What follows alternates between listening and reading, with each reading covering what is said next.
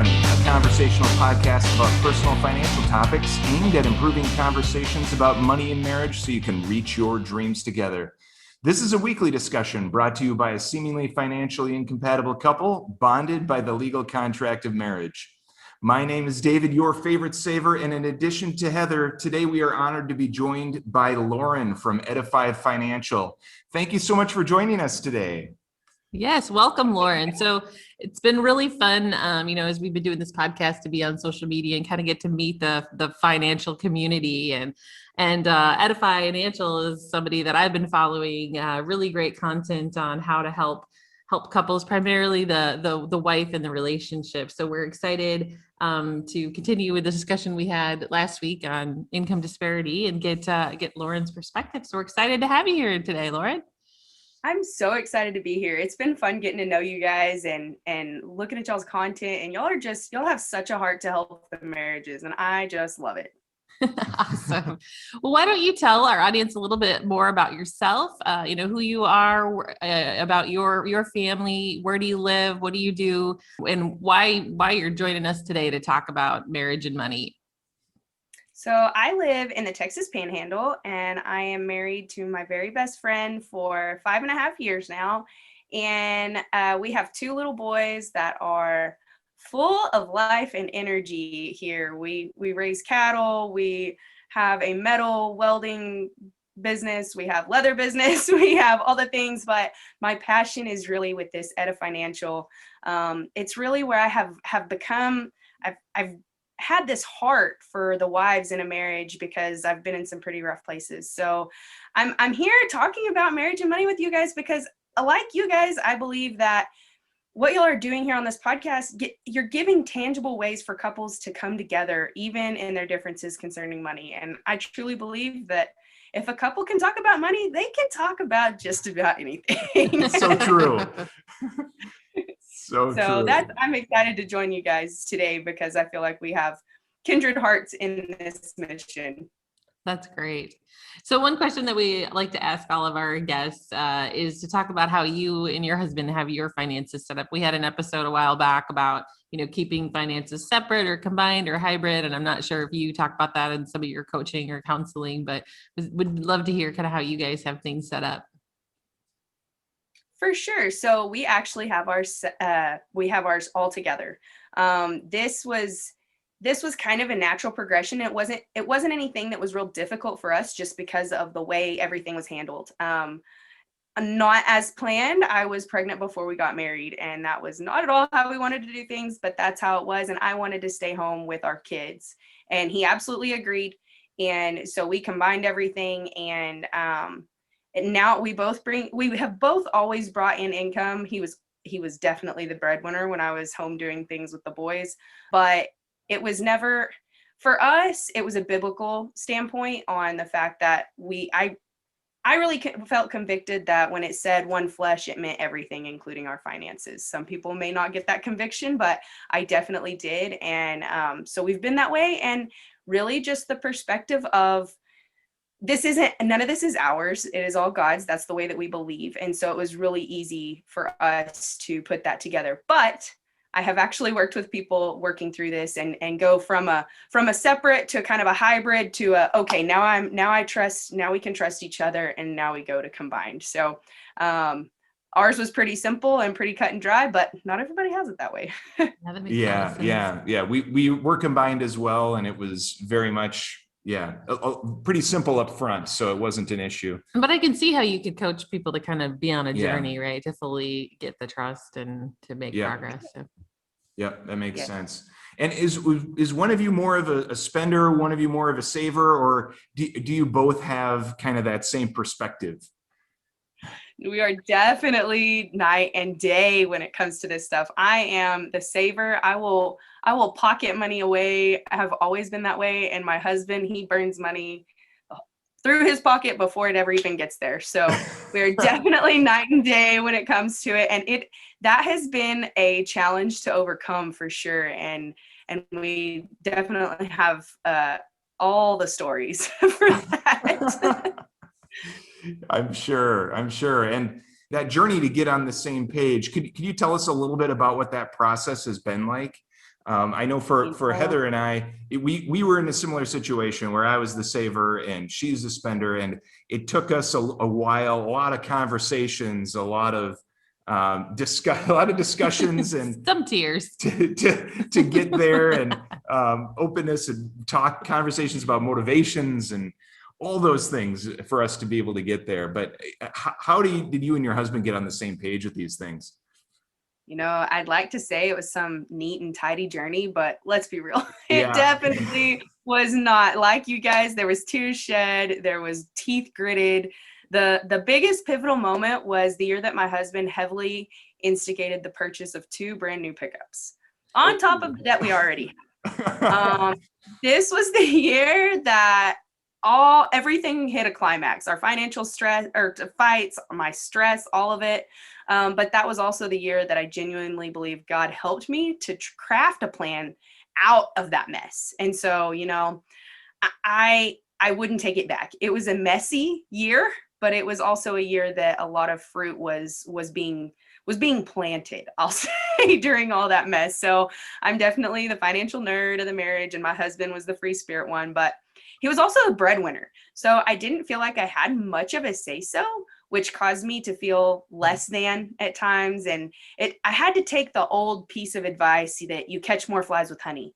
And I began to brainstorm how I could actually bring him into this conversation in a way that worked for both of us, because really what I tried was like dragging a kid to get shots, and it was not working. So it was a tough, that one pivotal year was a big deal. So, but we are in a place now that is definitely, I would say we're on the same book.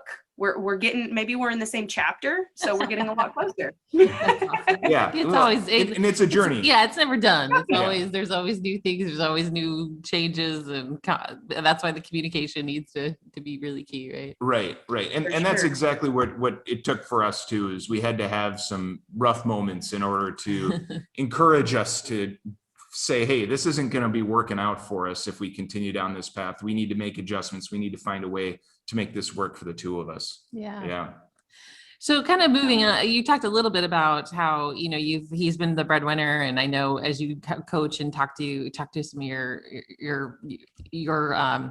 the people that you counsel and coach, what do you think, or what have you seen are the biggest challenges with having, a large income disparity between spouses? And, what kind of advice, or what do you see as the main issues or problems that come up in relationships around that?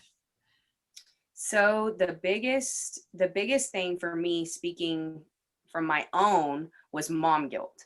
It was the fact that I felt like I needed to be contributing because we were in a bad situation, but the money really wasn't the problem. At the time, I didn't realize that. I thought money was the problem. And so I thought, well, if I go get a job and help, well, it was a mindset issue. It was a discipline issue. It wasn't the actual dollars.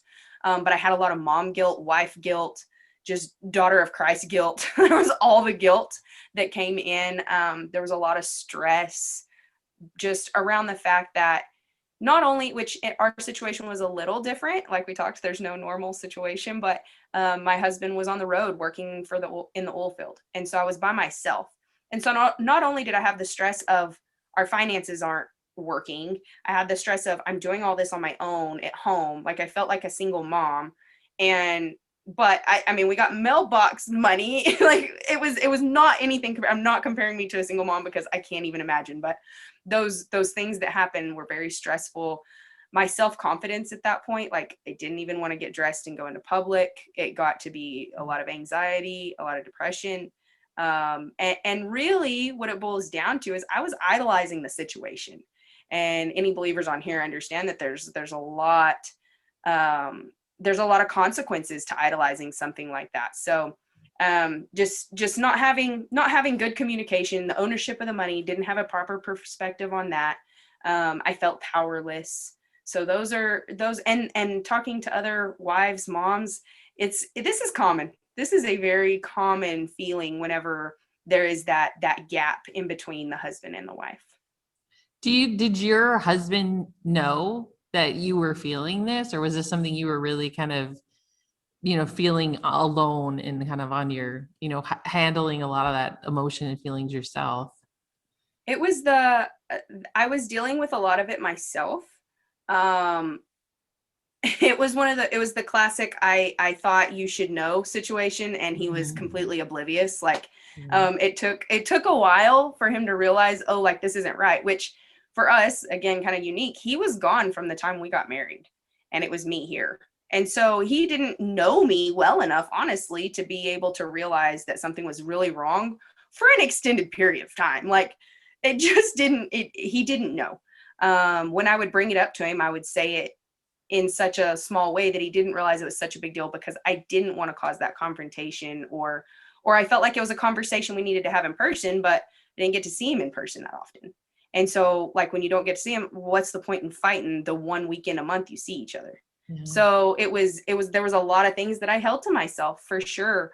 And that's just my personality too. So I've noticed that wives, they go one of two ways. They're either like fully in their husband's face, like pointing the fingers, telling him what to do, or they're real reserved because they don't want to have that fight. They don't want to have that confrontation. And neither one of them is healthy at all. So what are some healthy ways to be thinking about situations like this, or how should people be approaching this when they feel that guilt? So you talked about mom guilt, which isn't necessarily, it's not justified, right? So it's not a healthy thing. So how do you work through that with your husband on it? Really, it comes down to a lot of work, a lot of internal work. And I think it's the reflection of what's actually going on. And this, you can do it through prayer, you can do it through journaling, through counseling, through a really good friend or mentor, something to actually have a soundboard, to actually see your thoughts either come out of your mouth or on the paper. Those things, it brings so much clarity whenever you can actually work through those things and reflect on those things. I think a lot of times we just try to shove it to the side and deal with something else. And something that I've noticed is we want to put it under a rock. Well, what grows under a rock? Nothing. You got to bring it out from under the rock, let it out in the sunshine. And you're going to get some wind. You're going to get some hail. You're going to get some things out in the open, but that's the only place that you can grow. You can't grow under the rock. Nothing's going to grow there. And so really, really getting that out, and work through the situation down to its roots. Call it what it is. A lot of times because just being unfamiliar with something, we are scared about it. And so you just kind of want to leave it alone. No, call it what it is.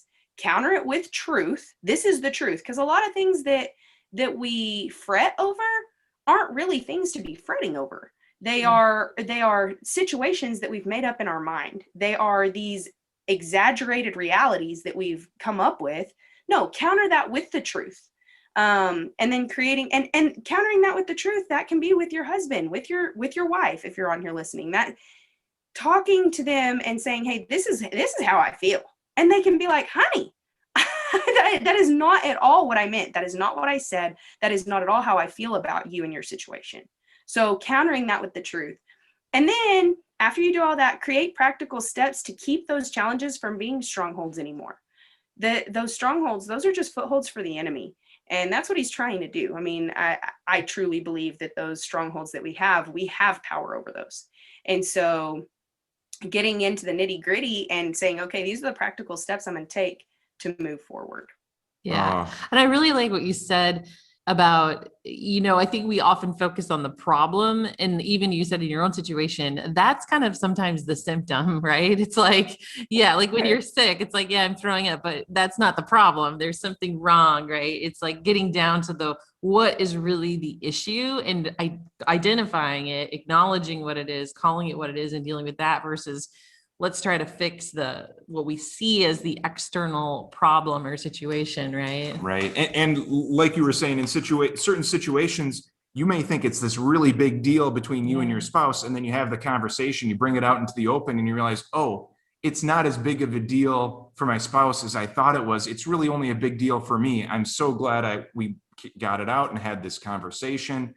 And so these conversations can be tough, but a lot of times they're not nearly as tough as we envision in our heads they're going to be. There's so much truth to that. We come up with these ideas in our head that it's going to be, and it's not. Most of the time when I've held those conversations to myself for so long, I've beat myself up longer than the actual Yes. conversation would have done. Like it was minuscule compared to what I did to myself. Exactly. So we kind of talked earlier, like about your financial journey and kind of how finances are. And, when there's only one income, couples have fewer options really to kind of resolve money conflict and how they set it up. Now, again, that's kind of really going after probably what appears to be the problem than truly the problem. But, how do you help couples who are really in the crisis mode? Like what alternatives can you give, or in situations maybe to help them work through, the financial part, the issues in their marriage when they do have that just one income, or, they don't have the option to really separate. I mean, I guess there's different creative ways, but what have you seen work well with couples? So I definitely see what you're talking about. The separating accounts, that doesn't solve the problem. That solves just the symptom of it. Like you're saying, that's just a symptom of the problem. The problem is deeper than money. It's not the dollars and cents. The money is where these problems are showing. This is where everything's making a head right here. But it's either they don't trust each other or themselves. They lack the self-control. They fail to communicate. None of those things are actually dollars related. It's just a matter of they can't make the dollars work without these things being handled.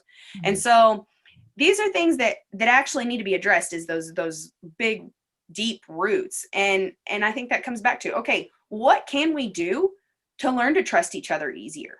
Okay, so say we have this dollar amount, and the one spouse or the other, say the husband's bringing in the money. Let's just say that's where we're at. The husband's bringing in the money, and he is not really sure that he can trust the wife yet.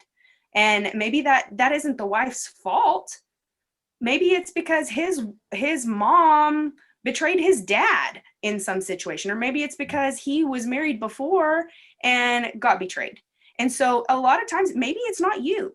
And so you can't take a whole lot of offense to that. Just prove to him, hey, okay, trust me with this much. What would you like me to do with it? Let's talk about this $100 bill. What do we see is the best way to use it? And start there, and then learn how to trust each other easier. Thinking about what will help hold me accountable. If there's one, a lot of times in a situation, there's one spouse or not it's hard to stay accountable. Like, I haven't had to stay accountable to myself. I was fine by myself, and now I'm with you, and you're trying to hold me to all these rules. And I think that comes down to, okay, what can we do that's going to hold us accountable? Do we need to bring in a non-biased third party to help us out?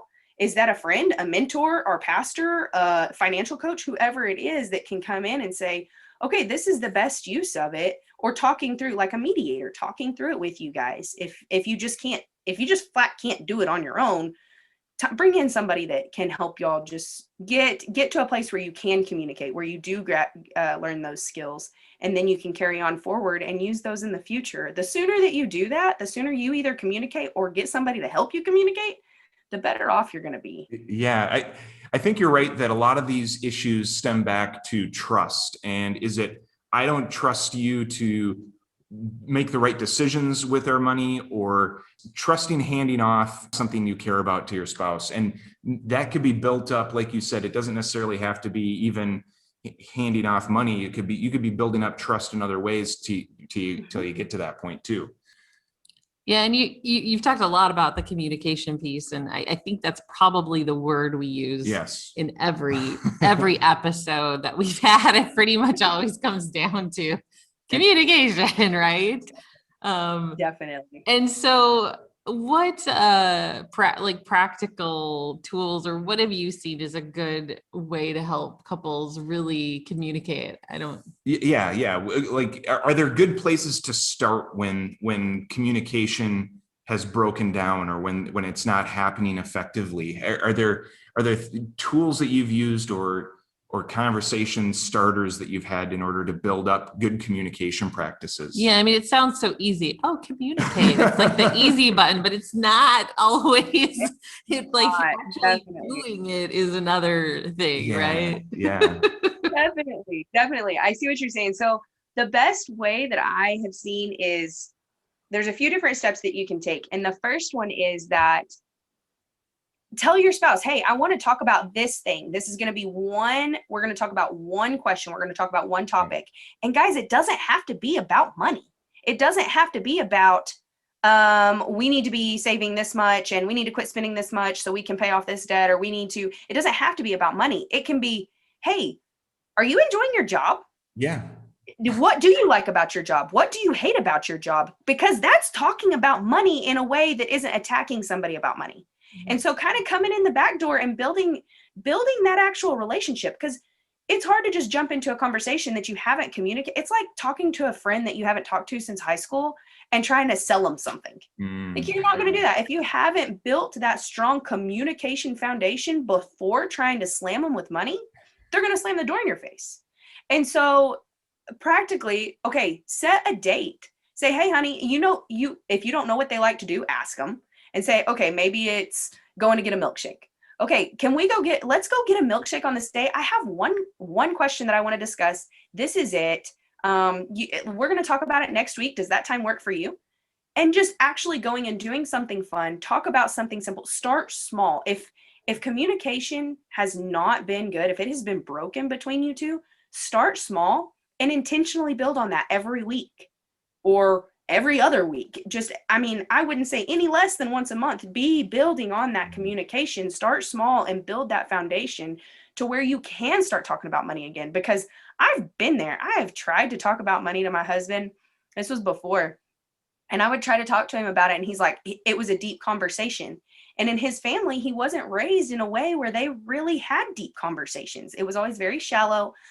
Deep conversations were just too much. They were too much. They didn't want to go into it. They didn't want to deal with it. And so they weren't on the table.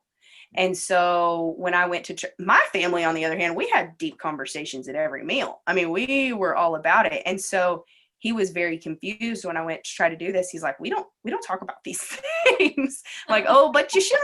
So anyway, so I would say my biggest tip is to start small, be intentional, and be consistent about it. And you'll build that foundation. Remember, you're in it for the long haul. Yeah. You're not in it to fix everything next week. You're not even in this thing to fix it all this year. You're in it for the long haul. And if things have been broken, whether it was from you or from somebody else in their past, it needs to be rebuilt. And that takes time. Yeah, I really like that you brought up these conversation dates, because this is something Heather and I have talked about as well, is how effective a tool that is, because you're planting that seed in advance to say, here's this thing that I want to talk about. We're not going to talk about it now. I'm going to give you some time to process it, because some people need time to process, and it gives them time. Think about it, and then we'll come together in a familiar, enjoyable environment where we can have a friendly conversation, and we're doing this together. And that's been really effective for us as well. Yeah, I really like the piece where you talked about doing an activity, because I know like we enjoy walking or hiking, and we have some of our best conversations, even if they're not planned. I mean, it's just like when you're doing something you love and enjoy together, it's amazing. And often I'll even say like step 0 is open a bottle of wine. That's also a thing I like to for sure, and have a good conversation. But I think knowing, setting the right environment, and like you said, being really intentional about it versus just, showing up and surprising. And and people can feel bombarded by that. Like my husband, I process things all day long. Like my mind's going, if you ask me what I'm thinking about, I'm going to tell you something. You're gonna be like, whoa, you're thinking about that right now? Like, it's too deep. Some people are like, what in the world? No wonder you're exhausted. And so, but my husband, he's not that way. So if I come to him with a conversation like that, he feels like I just slapped him in the face. He's blown away. And so you don't want to do that to somebody.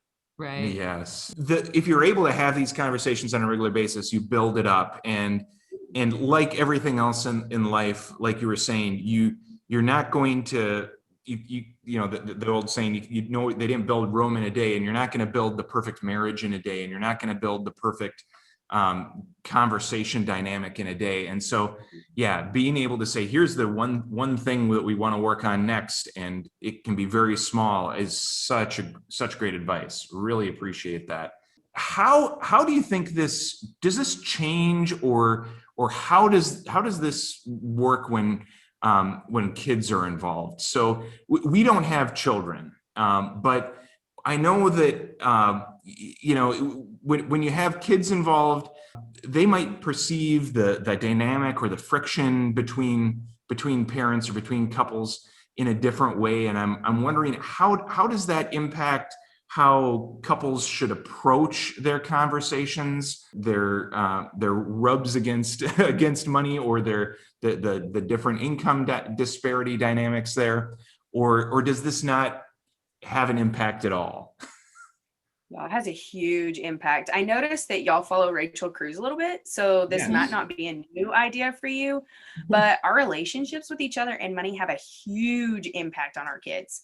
Based on whether or not we talk about the money and the emotional status around money, this is the opportunity to set them up for success in their own marital finances down the road. And so, for instance, Rachel talks about money classrooms in her latest book, and there's 4 different classrooms, and they all have to do with whether or not somebody talks about money and the emotional status around it. So the first one is the anxious classroom, and that's where it's emotionally stressed and verbally closed. This is where they're not talking about anything, but there's like this weight of like, it's anxiety and it's scary, but nobody's talking about it. So how do we really deal with this? Everybody's on eggshells. The second one is the unstable classroom. And this is where it's emotionally stressed, but verbally open. This is the fights. This is the knockdown dragouts. This is the throwing the pans. This is the yelling. This is no good. The third one is the unaware classroom. To me, this one seems the worst. It says it's emotionally calm, but verbally closed.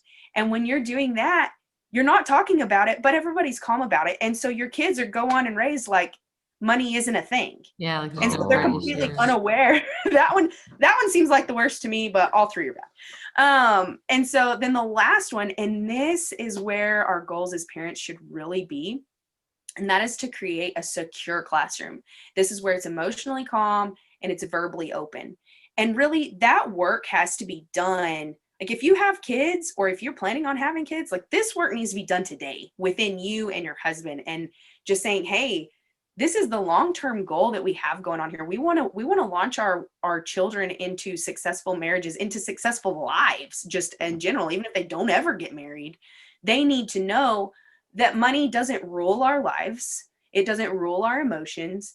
But we're gonna talk about it. Money is something that we have to talk about because it's a part of all of our lives. They're gonna know the bills. They're gonna know that this is we need to budget. They need to know what's going on here to be open enough to have these conversations. And I think that's what makes the anxiety go down, the stress levels. I really believe that's what makes it go down, is just having those open conversations. But it starts with the husband and the wife, the mom and the dad. Yeah. I think it's a good reminder that we're always teaching kids something. The kids are in the house and they're learning something, and so you want to be sure you're guiding that in an appropriate way. Yeah, I mean, we talk about that a lot, about how, a lot of who you become starts with where what you learned as a kid, or what you learned early on in life, right? Especially how you view money. And unfortunately, at least when we were growing up, it feels like money's always kind of this taboo, like, we don't talk about it, right? And it's like, to your point, how are you going to learn? Because it doesn't matter there's no one in life that doesn't have to deal with money, whether you get married or you're single or you have kids or anything. And so if you don't talk about it, if you don't teach them, where are they going to learn it, right? And so it's trying to get people talking and being more open. And we always say that it's really good to bring kids in and model and teach them yourself versus having them, I don't know where they learn it. Oh, it's sex and money. You don't want your kids learning that anywhere but in their home. Like those are 2 things, and nobody wants to talk about either one of them. But oh my gosh, the things that are taught to them, if you don't teach them, is absolutely unreal. So definitely, I agree. It's always kind of been under that topic of politics and religion. Right. Finances kind of has always fallen under that, and I am so with y'all. I love that y'all are bringing this conversation to the table because it is so important. Yeah. So last question before we wrap up here. What advice would you give to a couple that's struggling with finances in their marriage? Obviously, like we talked about, it's probably a symptom of something larger, but what advice, if you had some advice you could give them, where to get started, how to tackle this issue? I'd say don't leave it unaddressed. A lot of times we just try to, like we talked a little bit earlier, just try to shove it under the rock. Don't leave it unaddressed, because this is not something that gets better on its own. It really takes that intentionality. And if you can't do it on your own, don't be embarrassed to ask somebody for help, because many of us weren't taught this super important lesson of marriage and money and all of it being intertwined together. Like, there's no embarrassment about this. When I finally started opening up to people, they're like, me too. And it's like, it's this thing that nobody ever wanted to talk about, but it's the thing that's been haunting people in their own homes. And so I think that's the biggest deal, is don't leave it unaddressed. Either, if you two can't do it on your own, bring somebody in. For the love of God, bring somebody in, because it's like cancer in your marriage if you can't bring this to the table and discuss it. I love that. Yeah. And you can bring in a professional. You can have that professional help if you need it. You can have, like you said, just a friend that you can relate to, a close friend to have good conversations with. You can work through these things in whatever way is appropriate for you. Yeah. There's hope. There's definitely light. hope out there. Definitely hope. And it's not a one size fits all thing. No, Just because the first thing doesn't work, don't quit. Right. There are several other options. Just keep on plugging at it, because once you do reach that point, like I'll say, and there's a whole story behind this that we don't have time to go into today, but it changes the rest of your marriage. It really does. Once you start addressing this, the rest of your marriage can really flourish. That's great. That's awesome to hear. Well, we have really enjoyed our conversation today with you and getting to know you, and really appreciate the wisdom that you've been able to share with us. So thank you so much for joining us today. I was glad to. We'd love to make sure that people can find out where to find you. So why don't you share with our audience, like, where they can find you on social media, where you're coaching, whatever you'd like to share with us. The place I've been hanging out the most is EDIFYnancial. It's my group. It's a private community, and it's at edifynancial.com/wives. I'll send you that link so you'll have it. Yeah, we'll put it all in the show notes. Yeah. So the other place is Instagram. I'm there sometimes. I get a little overwhelmed on social media, so I don't get on there a whole lot, but that's where I met you guys. So obviously I'm there a little bit. So Instagram and the private community, that's about where I'm at. Awesome. Well, great. Wonderful. Thanks. We'll make sure to link all that for people. Yeah, thank you so much. So that wraps up our conversation for today. We would love to hear how your conversations about money have gone so far, or to take your questions on a future episode.